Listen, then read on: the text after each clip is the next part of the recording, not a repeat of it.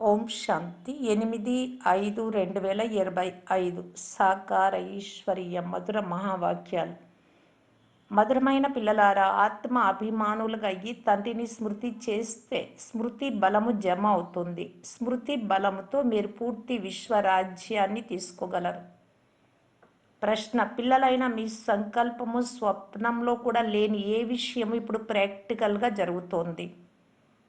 జవాబు: మేం భగవంతుని ద్వారా రాజయోగం నేర్చుకొని విశ్వ అధికారులుగా అవుతాము అని మీ సంకల్పము స్వప్న మాత్రంలో కూడా లేదు. రాజ్య పదవి కొరకు చదువుకుంటాము అని అనుకోలేదు. ఇప్పుడు మీకు సర్వశక్తివంతులైన తండ్రి ద్వారా శక్తిని తీసుకొని సత్యుగ స్వరాజ్య అధికారులుగా అవుతాము అని అపారమైన సంతోషం ఉంది. ఓం శాంతి. అభ్యాసం చేయించేందుకు పిల్లలు ఇక్కడ కూర్చున్నారు. వాస్తవానికి ఆత్మ అభిమానులుగా అయ్యి తండ్రి స్మృతిలో ఉన్నవారు మాత్రమే గద్దెపై కూర్చోవాలి. స్మృతిలో కూర్చోకుంటే వారిని టీచర్ అని పిలువజాలరు. స్మృతిలో శక్తి ఉంటుంది, జ్ఞానంలో శక్తి ఉండదు. దీనిని స్మృతి బలము అని అంటారు. యోగ బలము సన్యాసుల పదం. కష్టమైన పదాలను బాబా ఉపయోగించరు. తండ్రి చెప్తున్నారు, పిల్లలారా ఇప్పుడు తండ్రిని స్మృతి చెయ్యండి. చిన్న పిల్లలు తల్లిదండ్రులను స్మృతి చేస్తారు కదా, వారు దేహధారులు. పిల్లలైన మీరు విచిత్రులు. మీకు ఈ చిత్రం ఇక్కడ లభిస్తుంది, శరీరం అనే చిత్రం. మీరు విచిత్ర దేశ నివాసులు. అక్కడ చిత్రం ఉండదు. పరంధామంలో నేను ఆత్మ అని మొట్టమొదట నిశ్చయం చేసుకోండి. కనుకనే బాబా చెప్తున్నారు, పిల్లలారా ఆత్మ అభిమానులకు అవ్వండి, స్వయాన్ని ఆత్మ అని నిశ్చయం చేసుకోండి. మీరు నిర్వాణ దేశం నుండి వచ్చారు. అది సర్వాత్మల ఇల్లు. ఇక్కడికి పాత్ర చేయడానికి వస్తారు. మొట్టమొదట ఎవరు వస్తారు? ఇది కూడా మీ బుద్ధిలో ఉంది. ఈ జ్ఞానం ఉన్న వారి ప్రపంచంలో ఎవ్వరూ లేరు. ఇప్పుడు తండ్రి చెప్తున్నారు, శాస్త్రాలు మొదలైనవి ఏవైతే చదివారో అవన్నీ మర్చిపోండి. కృష్ణుడి మహిమ, ఇతరుల మహిమ ఎంతగానో చేస్తారు. గాంధీని కూడా ఎంతగా మహిమ చేస్తారు. వారు రామరాజ్యం స్థాపన చేసి వెళ్ళినట్లు మహిమ చేస్తారు. కానీ శివ భగవాను వాచ, ఆది సనాతన రాజా రాణుల రాజ్యంలో ఏ నియమాలు ఉండినాయో అవన్నీ నేర్పించి, అంటే తండ్రి రాజయోగం నేర్పించి రాజా రాణులుగా చేశారో ఆ ఈశ్వరి ఆచార వ్యవహారాలను కూడా వారు తెంచేశారు. మాకు రాజ్యం వద్దు, ప్రజలపై రాజ్యం అంటే ప్రజారాజ్యం కావాలి అని అన్నాడు. ఇప్పుడు వారి గతి ఏమైందో చూడండి. దుఃఖమే దుఃఖముంది. పోట్లాడుకుంటూ జగడాలు ఆడుకుంటూ ఉన్నారు. అనేక మతములు అయిపోయాయి. ఇప్పుడు పిల్లలైన మీరు శ్రీమతంను అనుసరించి రాజ్యం తీసుకుంటారు. మీలో ఎంత శక్తి ఉంటుంది అంటే అక్కడ సైన్యము మొదలైనవి ఉండనే ఉండవు. భయపడే మాటే ఉండదు. లక్ష్మీనారాయణల రాజ్యం ఉండేది. అది అద్వైత రాజ్యం. చప్పట్లు వినిపించేందుకు ద్వంద్వం ఉండేదే కాదు. దానిని అద్వైత రాజ్యం అని అంటారు. పిల్లలైన మిమ్మలను తండ్రి దేవతలుగా చేస్తారు. తర్వాత ద్వైతం నుండి రావణుడి ద్వారా దైత్యులుగా అయిపోతారు. భారత్వాసులైన మీరు పూర్తి విశ్వానికి అధికారులుగా ఉండేవారు. ఆ విషయం ఇప్పుడు మీకు తెలుసు. మీకు విశ్వరాజ్యం కేవలం స్మృతి బలము ద్వారా లభిస్తోంది. ముందు లభించింది, ఇప్పుడు మళ్ళీ లభిస్తోంది. కల్ప కల్పము కేవలం స్మృతి బలము ద్వారా లభిస్తుంది. చదువులోనే బలం ఉంది. ఉదాహరణకు బ్యారిస్టర్గా అవ్వడం అన్నా బలమే కదా, లాయర్గా కావడం. అది అతి కనిష్టమైన బలం. మీరు యోగ బలంతో విశ్వంపై రాజ్య పాలన చేస్తారు. సర్వశక్తివంతులైన తండ్రి ద్వారా బలం లభిస్తుంది. బాబా, మేము కల్పకల్పము మీ ద్వారా సత్యుగ స్వరాజ్యాన్ని తీసుకుంటాము, తిరిగి పోగొట్టుకుంటాము, తిరిగి పొందుకుంటామని మీరు చెప్తారు. మీకు పూర్తి జ్ఞానమంతా లభించింది. ఇప్పుడు మీరు శ్రీమతము ద్వారా శ్రేష్ఠ విశ్వరాజ్యాన్ని తీసుకుంటారు. విశ్వం కూడా శ్రేష్టమైపోతుంది. ఈ రచయితల జ్ఞానం మీకు ఇప్పుడే ఉంది. మేము రాజ్యాన్ని ఎలా తీసుకున్నాము అని లక్ష్మీనారాయణలకు కూడా తెలియదు. ఇక్కడ మీరు చదువుకొని తర్వాత వెళ్ళి రాజ్య పాలన చేస్తారు. ఎవరైనా మంచి ధనవంతుల ఇంటిలో జన్మ తీసుకుంటే క్రిందటి జన్మలో వీరు మంచి కర్మ చేశారు, దాన పుణ్యాలు చేశారు అని అంటారు కదా. ఎటువంటి కర్మను అటువంటి జన్మ లభిస్తుంది. ఇప్పుడు ఇది రావణ రాజ్యం. ఇక్కడ ఏ కర్మ చేసినా అది వికర్మే, పాప కర్మనే అవుతుంది. మెట్లు దిగనే దిగాలి. సర్వశ్రేష్టమైన దేవి దేవతా ధర్మం వారు కూడా మెట్లు దిగనే దిగాలి. సతో రజో తమోలోకి రానే రావాలి. ప్రతి వస్తువు క్రొత్తది నుండి పాతదిగా అవుతుంది. ఇప్పుడు మీకు అపారమైన సంతోషం ఉండాలి. మేము విశ్వ అధికారులుగా అవుతాము అని మీకు సంకల్పంలో కూడా లేదు, స్వప్నంలో కూడా లేదు. ఈ లక్ష్మీనారాయణల రాజ్యం పూర్తి విశ్వం అంతటా ఉండేది అని భారత్ వాసులకు తెలుసు. పూజ్యులుగా ఉండే వారే మళ్ళీ పూజారులు అయిపోయారు. మీరే పూజ్యులు, మీరే పూజారులు అనే గాయనం కూడా ఉంది. ఇప్పుడు మీ బుద్ధిలో ఇది ఉండాలి. ఈ నాటకం చాలా అద్భుతమైనది. మనం 84 జన్మలు ఎలా తీసుకుంటామో ఎవ్వరికీ తెలియదు. శాస్త్రాలలో 84 లక్షల జన్మలు అని వ్రాసేస్తారు. ఇవన్నీ భక్తి మార్గంలోని అసత్యాలు, వ్యర్థాలు అని తండ్రి చెప్తున్నారు. రావణ రాజ్యం కదా, రామరాజ్యం రావణ రాజ్యం ఎలా ఉంటాయో పిల్లలైన మీకు తప్ప మరెవ్వరి బుద్ధిలోనూ లేదు. ప్రతి సంవత్సరము రావణుడి బొమ్మను తగలబెడతారు అంటే రావణుడు శత్రువైనట్లే కదా. పంచ వికారాలు మానవుడి శత్రువులు. రావణుడెవరో ఎందుకు తగులబెడతారో ఎవ్వరికీ తెలియదు. ఎవరైతే తమను సంగమయుగ నివాసులుగా భావిస్తారో వారికి మేము పురుషోత్తములుగా అవుతున్నాము అనే స్మృతి ఉంటుంది. భగవంతుడు మనకు రాజయోగం నేర్పించి నరుని నుండి నారాయణగా, భ్రష్టాచారి నుండి శ్రేష్టాచారిగా తయారు చేస్తారు. మనలను సర్వశ్రేష్ఠులైన నిరాకార భగవంతుడు చదివిస్తున్నారు అంటే ఎంత అపారమైన ఖుషి ఉండాలి. పాఠశాలలో విద్యార్థి బుద్ధిలో మేము విద్యార్థులము అని ఉంటుంది కదా, కానీ అక్కడ చదివించేది సాధారణ టీచర్. ఇక్కడ మిమ్మలను భగవంతుడు చదివిస్తున్నారు. చదువు ద్వారా ఇంత మంచి పదవి లభిస్తూ ఉంటే ఎంత బాగా చదువుకోవాలి. చదువు కూడా చాలా సులభం. కేవలం ఉదయం అరగంట లేక ముక్కాలు గంట చదువుకోవాలి. పూర్తి రోజంతా వ్యాపార వ్యవహారాదులలో మునిగి స్మృతి చేయడం మర్చిపోతారు. అందుకే ఇక్కడ ఉదయమే వచ్చి స్మృతిలో కూర్చుంటారు. బాబాను చాలా ప్రేమతో ఇలా స్మృతి చేయమంటూ ఉన్నారు. బాబా, మీరు మమ్మలను చదివించడానికి వచ్చారు. మీరు 5000 సంవత్సరాల తర్వాత వచ్చి చదివిస్తారు అని ఇప్పుడు తెలిసింది. బాబా వద్దకు పిల్లలు వచ్చినప్పుడు ఇంతకుముందు మీరు నన్ను ఎప్పుడు కలిశారు అని బాబా అడుగుతారు. ఇటువంటి ప్రశ్న ఏ సాధు, సన్యాసులు మొదలైన వారు ఎప్పుడూ అడగలేరు. అక్కడ సత్సంగాలలో ఎవరు కావాలంటే వారు వెళ్ళి కూర్చుంటారు. జన సందోహాన్ని చూసి అందరూ లోపల చేరుకునేస్తారు. మీరు కూడా ఇప్పుడు మేము గీత, రామాయణము మొదలైన వాటిని ఎంత ఖుషిగా వెళ్ళి వింటూ ఉండేవారము, కానీ ఏమీ అర్థం చేసుకునే వాళ్ళము కాదు అని ఇప్పుడు తెలుసుకున్నారు. అదంతా భక్తి మార్గంలోని ఖుషి. చాలా ఖుషిగా నాట్యం కూడా చేస్తూ ఉంటారు, కానీ క్రిందకు దిగుతూనే వస్తారు. రకరకాలైన హఠయోగాలు మొదలైనవి చేస్తూ ఉంటారు. అవన్నీ ఆరోగ్యం కొరకు చేస్తారు. కావున బాబా చెప్తున్నారు, ఇవన్నీ భక్తి మార్గపు ఆచార సంప్రదాయాలు. రచయిత గురించి, రచనను గురించి ఎవ్వరికీ తెలియదు. ఇక మిగిలింది ఏమిటి? రచయిత, రచనల గురించి తెలిస్తే మీరు ఏమవుతారు? తెలియకపోతే ఏమవుతారు? తెలుసుకుంటే సంపన్నులుగా, లేకుంటే ఈ భారతవాసులే బికారులైపోయారు. వ్యర్థ ప్రలాపాలు చేస్తూ ఉంటారు. ప్రపంచంలో ఏమేమో జరుగుతూ ఉంటాయి. ఎంతో ధనము, బంగారు మొదలైనవి దోచుకుంటూ ఉంటారు. ఇప్పుడు పిల్లలైన మీకు అక్కడ మనం బంగారు భవనాలను తయారు చేస్తామని తెలుసు. బ్యారిస్టరీ మొదలైనవి చదువుకున్నప్పుడు మేము పరీక్ష పూర్తి చేసి ఇలా అవుతాము, ఇల్లు కడతాము అని మనసులో ఉంటుంది కదా. మేము స్వర్గ రాకుమారీలుగా అయ్యేందుకు చదువుతున్నామని మీ బుద్ధిలో ఎందుకు రాదు? ఎంత ఖుషి ఉండాలి. కానీ ఇక్కడి నుండి బయటకు వెళ్తూనే సంతోషం అదృశ్యమైపోతుంది. చిన్న చిన్న కుమారీలు ఈ జ్ఞాన మార్గంలోకి వచ్చేస్తారు. బంధుమిత్రులకి ఏమీ అర్థం కాదు. జాదు అని భావిస్తారు, గారడి అని. మేము చదువుకునేందుకు అనుమతి ఇవ్వము అని అంటారు. ఈ పరిస్థితుల్లో మైనర్గా ఉన్నంత వరకు తల్లిదండ్రులు చెప్పినట్లుగా ఒప్పుకోవాల్సి పడుతుంది. మేము తీసుకోలేము. చాలా గొడవలు జరుగుతాయి. ప్రారంభంలో ఎన్ని గొడవలు జరిగాయి.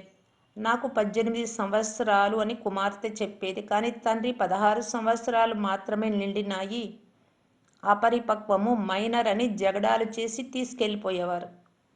మైనర్ అంటే తండ్రి ఆజ్ఞ అనుసారం నడుచువారు. మేజర్ అయి ఉంటే ఏం చెయ్యాలనుకుంటే అది చేయవచ్చు. చట్టం కూడా అలా ఉంది. బాబా చెప్తున్నారు, మీరు తండ్రి వద్దకు వచ్చినప్పుడు నియమం ఏమిటి అంటే మీ లౌకిక తండ్రి నుండి అనుమతి పత్రం తీసుకొని రావాలి. తర్వాత నడవడికలను కూడా చూస్తారు. నడవడికలు బాగా లేకుంటే వాపస్ వెళ్ళాల్సి ఉంటుంది. ఆటలలో కూడా ఇలాగే జరుగుతుంది. సరిగ్గా ఆడలేకుంటే వెలుపలకు వెళ్ళు అని పంపేస్తారు. గౌరవాన్ని చెడగొడతారు అని అంటారు. మేము యుద్ధ మైదానంలో ఉన్నామని ఇప్పుడు పిల్లలైనా మీకు తెలుసు. కల్పకల్పము తండ్రి వచ్చి మాయపై విజయం కలిగిస్తారు. ముఖ్యమైన విషయం పావనంగా అవ్వడం. వికారాల వలన పతితులుగా అయ్యారు. తండ్రి చెప్తున్నారు, కామ మహాశత్రువు. ఇది ఆది మధ్య అంత్యాలు దుఃఖంనిస్తుంది. బ్రాహ్మణులైన వారే దేవీ దేవతా ధర్మంలోకి వస్తారు. బ్రాహ్మణులలో కూడా నెంబర్ వారుగా ఉంటారు. దీపం వద్దకు దీపపు పురుగులు వస్తాయి. కొన్ని కాలి మరణిస్తాయి, కొన్ని ప్రదక్షిణ చేసి వెళ్ళిపోతాయి. ఇక్కడ కూడా అలాగే కొందరు పూర్తిగా బలి అయిపోతారు, కొందరు విని వెళ్ళిపోతారు. ఇంతకుముందు రక్తంతో కూడా వ్రాసి ఇచ్చేవారు. బాబా మేము మీ వారము అనగా మాయ ఓడించేస్తుంది. బాబా ఎంతగా మాయావి యుద్ధం నడుస్తుంది అంటే దీనిని యుద్ధ మైదానం అని అంటారు. ఇది కూడా మీకు తెలుసు. పరమపిత పరమాత్మ బ్రహ్మ ద్వారా సర్వ వేద శాస్త్రాల సారాన్ని అర్థం చేస్తున్నారు. లెక్కలేనన్ని చిత్రాలు తయారు చేయించారు కదా. నారదుడి ఉదాహరణ కూడా ఈ సమయంలోనిదే. అందరూ మేము లక్ష్మీనారాయణలుగా అవుతామని చెప్తున్నారు. తండ్రి చెప్తారు, మిమ్మల్ని మీరే లోతుగా పరిశీలించుకోండి. మేము అందుకు యోగ్యులమయ్యామా? మాలో ఎలాంటి వికారం లేదా? అందరూ భక్త నారదులే కదా. ఇది కేవలం ఉదాహరణగా చూపించారు. భక్తి మార్గంలోని వారు మేము శ్రీలక్ష్మిని వరించగలమా అని అడుగుతారు. తండ్రి చెప్తున్నారు, లేదు, జ్ఞానం విన్నప్పుడే సద్గతిని పొందగలరు. పతిత పావనుడైన నేను మాత్రమే అందరికీ సద్గతినిచ్చేవాడను. తండ్రి మాకు రావణ రాజ్యం నుండి విముక్తినిప్పిస్తున్నారని మీకు తెలుసు. అది శారీరక యాత్ర. భగవాను వాచ మన్మనాభవ గుర్తుంటే చాలు. ఇందులో మోసపోయే మాటే లేదు. అవన్నీ భక్తి మార్గపు శాస్త్రాలు. మోసాలు. అర్ధకల్పం బ్రహ్మ పగలు, అర్ధకల్పం బ్రహ్మకు రాత్రి. ఇప్పుడు బీకేలైనా మాకంతా అర్ధకల్పం పగలు వస్తుంది, సుఖధామంలో ఉంటామని పిల్లలైనా మీరు అర్థం చేసుకున్నారు. అక్కడ భక్తి ఉండదు. ఇప్పుడు పిల్లలైన మీకు మేమందరికన్నా ధనవంతులుగా అవుతాము అని తెలుసు. మరెంత ఖుషి ఉండాలి. మొదట మీరు రఫ్గా అంటే రాళ్లుగా ఉండేవారు. ఇప్పుడు రాళ్లను వజ్రాలుగా చేసేందుకు తండ్రి పదును పెడుతున్నారు. బాబా వజ్రాల వ్యాపారి కూడా. డ్రామా అనుసారం బాబా అనుభవి రథాన్ని తీసుకున్నారు. పల్లెటూరి బాలుడు అని గాయనం కూడా ఉంది. కృష్ణుడు పల్లె పిల్లవాడు ఎలా అవ్వగలడు? అతడు సత్యుగంలో ఉండేవాడు. బ్రహ్మకుంది గాయనం. అతడిని ఊయలలో ఊపుతారు, కిరీటాన్ని ధరింపజేస్తారు కృష్ణుణ్ణి. మరి పల్లెటూరి పిల్లవాడు అని ఎందుకంటారు? పల్లెటూరి బాలుడు అంటే శ్యాముడు. ఇప్పుడు సుందరంగా ఎందుకు వచ్చారు? బాబా జ్ఞాన ప్రవాహంలో పదును పెడుతున్నారు. ఈ సత్యమైన సత్సంగం కల్పంలో ఒక్కసారి మాత్రమే లభిస్తుంది. మిగిలినవన్నీ అసత్య సాంగత్యాలు. అందుకే తండ్రి చెప్తున్నారు, చెడు వినకండి. నన్ను మరియు మిమ్ములను గ్లాని చేస్తూ ఉంటారు. ఆ మాటలు వినకండి. జ్ఞానానికి వచ్చే కుమారీలు మాకు తండ్రి ఆస్తిలో భాగం ఉంది అని అడగవచ్చు. మనమెందుకు దాని ద్వారా భారతదేశ సేవా కేంద్రం తెరవరాదు? కన్యకు దానం ఇవ్వాలి. మా భాగం మాకిస్తే మేము సేవా కేంద్రాన్ని తెరుస్తాము. చాలామందికి కళ్యాణం అవుతుంది. ఇటువంటి యుక్తిని రచించాలి. ఇది మీ ఈశ్వరీయ సంస్థ. మీరు రాతి బుద్ధి కలవారిని బంగారు బుద్ధిగా చేస్తారు. ఎవరైతే మన ధర్మానికి చెందిన వారిగా ఉంటారో వారు మాత్రమే వస్తారు. ఒక ఇంటిలో ఒకే ఒకరు దేవీ దేవత ధర్మానికి చెందిన పుష్పం వస్తుంది, మిగిలిన వారు రారు. కష్టమవుతుంది కదా. తండ్రి సర్వాత్మలను పావనంగా చేసి అందరిని తీసుకెళ్తారు. అందుకే బాబా అర్థం చేయిస్తూ ఉన్నారు, సంగమయుగ చిత్రం వద్దకు తీసుకెళ్ళండి. ఈ వైపు కలియుగం, ఆ వైపు సత్యుగం ఉన్నాయి. సత్యుగంలో దేవతలుంటారు, కలియుగంలో అసురులు ఉంటారు. దీనిని పురుషోత్తమ సంగమయుగం అని అంటారు. తండ్రి పురుషోత్తములుగా చేస్తారు. ఎవరు చదువుకుంటారో వారే సత్యుగంలోకి వస్తారు. మిగిలిన వారంతా ముక్తిధామంలోకి వెళ్ళిపోతారు. మళ్ళీ తమ తమ సమయాలలో వస్తారు. ఈ సృష్టి చక్ర చిత్రం చాలా బాగుంది. పిల్లలకు సర్వీస్ చెయ్యాలి అనే అభిరుచి ఉండాలి. మనం ఇలా సర్వీస్ చేసి పేదవారిని ఉద్ధరించి వారిని స్వర్గాధికారులుగా తయారు చేయాలి అనే ఆసక్తి ఉండాలి. మంచిది. మధురాతి మధురమైన అపురూపమైన పిల్లలకు మాతా పిత బాప్దాదాల ప్రియ స్మృతులు మరియు గుడ్ మార్నింగ్. ఆత్మిక పిల్లలకు ఆత్మిక తండ్రి నమస్తే. ధారణ కొరకు ముఖ్య సారం. ఫస్ట్ పాయింట్, మేము శ్రీ లక్ష్మీ నారాయణల సమానంగా అవ్వగలమా? మాలో ఏ వికారము లేదు కదా. ప్రదక్షిణ చేసి వెళ్ళే దీపపు పురుగులమా లేక బలి అయ్యే పురుగులమా? తండ్రిని అగౌరవపరిచే నడవడికలు లేవు కదా అని మిమ్ములను మీరు పరిశీలించుకోవాలి. సెకండ్ పాయింట్, అపారమైన సంతోషంలో ఉండేందుకు అమృతవేళ లేచి ప్రేమతో తండ్రిని స్మృతి చెయ్యాలి. మురళి చదువుకోవాలి.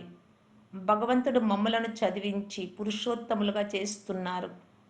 మేము సంగం యుగంలో ఉన్నాము అనే నశలో ఉండాలి. వరదానము, అన్ని గుణాల అనుభవం ద్వారా తండ్రిని ప్రత్యక్షం చేసే అనుభవీ మూర్తభవ.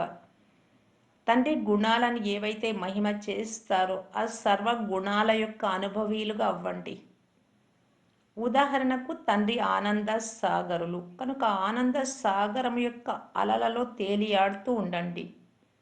అంటే ఆనందం ఎలా ఉంటుంది, ఎప్పుడు వస్తుంది, ఆనందం ఎప్పుడు వెళ్ళిపోతుంది, మనం ఎలా ఉంటే ఆనందంలో ఉండగలుగుతాము, ఇతరులకు ఎలా ఆనందాన్ని ఇవ్వాలి, ఇలాగా లోతుగా ఆలోచన చేయాలి. మీ సంపర్కంలోకి ఎవరు వచ్చినా వారికి ఆనందము, ప్రేమ, సుఖము మొదలైన అన్ని గుణాలను అనుభూతి చేయించండి. దానికే బాబా చెప్తూ ఉన్నారు, మీరు అనుభూతి పొందితే అనుభూతి చేయించగలుగుతారు. రీసెర్చ్ చేయండి అంటారు బాబా అంతర్ముక్త అనే గుహలో కూర్చొని. ఇలా అన్ని గుణాల అనుభవీ మూర్తులుగా అయినట్లయితే మీ ద్వారా తండ్రి యొక్క ముఖం ప్రత్యక్షం అవుతుంది. మన ముఖంలో ఆ గుణాలన్నీ కనబడతాయి. ఎందుకంటే మహోన్నతాత్మలైన మీరే పరమాత్మను మీ అనుభవీ మూర్తి ద్వారా ప్రత్యక్షం చేయగలరు. స్లోగన్, కారణాన్ని ఎలాంటి కారణమైనా సరే నివారణలోకి పరివర్తన చేసి నివారణ చేసుకోవడానికి బాబా ఎన్నో యుక్తులను తెలియజేశారు. అలా పరివర్తన చేసి అశుభమైన విషయాన్ని కూడా అశుభంగా మార్చుకొని తీసుకోండి. అవ్యక్త సూచన, ఆత్మిక రాయల్టీ మరియు పవిత్రత పర్సనాలిటీని ధారణ చేయటానికి బాప్దాదా తెలియజేస్తున్నారు. బ్రాహ్మణుల జీవితం యొక్క ప్రాణధానం పవిత్రత. మీ అనాది ఆది స్వరూపమే పవిత్రత. నేను అనాది ఆదిలో పవిత్రమైన ఆత్మను అనే స్మృతి వచ్చేసింది. స్మృతి రావడము, గుర్తుకు రావడము అనగా పవిత్రత యొక్క సమర్థత రావడం. స్మృతి స్వరూప, ఈ విధంగా స్మృతి చేస్తూ సమర్థ స్వరూపులైనటువంటి ఆత్మలు వ్యక్తిగతంగా పవిత్రమైన సంస్కారం కలవారు కనుక మీ నిజ సంస్కారాలను ప్రత్యక్షంగా తీసుకొచ్చి ఈ పవిత్రత పర్సనాలిటీని ధారణ చేయండి. ఓం శాంతి.